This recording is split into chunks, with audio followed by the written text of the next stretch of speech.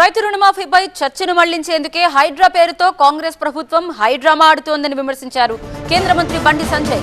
హైడ్రాకు BJP వ్యతిరేకం కాదని, కానీ ఒక్క ఎన్కన్వెన్షన్ ని కూల్చి మిగతా వాళ్లను వదిలేయడాన్ని మాత్రం బీజేపీ సమర్థించదని అన్నారు. చెరువుల్ని పరిరక్షించాల్సిందే అన్న బండి సంజయ్ పేదల ఇళ్ల జోలికి వెళ్తే మాత్రం ఊరుకోబోమని స్పష్టం చేశారు.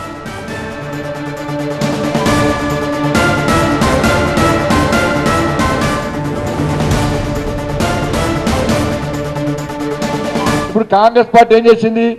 రైతు రుణమాఫీ గురించి ప్రజల లోపల చర్చ జరుగుతుంది కాబట్టి ఇప్పుడు హైడ్రా అని హైడ్రామాకు తెరలేపింది కాంగ్రెస్ పార్టీ. హైడ్రాకు భారతీయ జనతా పార్టీ వ్యతిరేకం కాదు. హైడ్రా అంటే పెద్దోళ్ళను న్యాయం చేసి పేదోళ్ళను కొట్టడాన్ని భారతీయ జనతా పక్కా వ్యతిరేకిస్తుంది.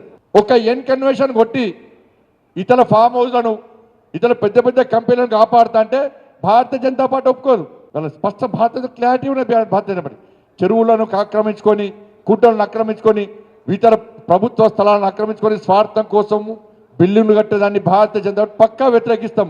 అట్లా అని చెప్పి వాళ్ళ పేదలు ఏం చేసినారన్న పాపం పేదోళ్ళాడా.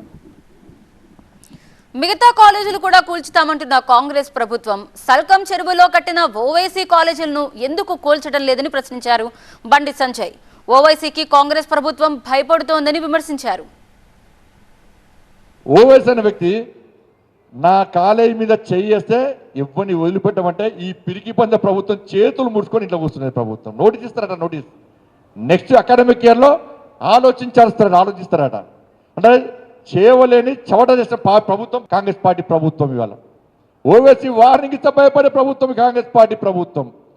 దానిలో చదువుకునే 40,000 మంది విద్యార్థులకు ఏదో రకంగా న్యాయం చేయాల్సిందే, అన్యాయం చేయద్దు.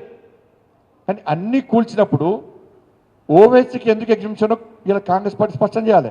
కాంగ్రెస్ పార్టీ క్యాడర్ ఆలోచన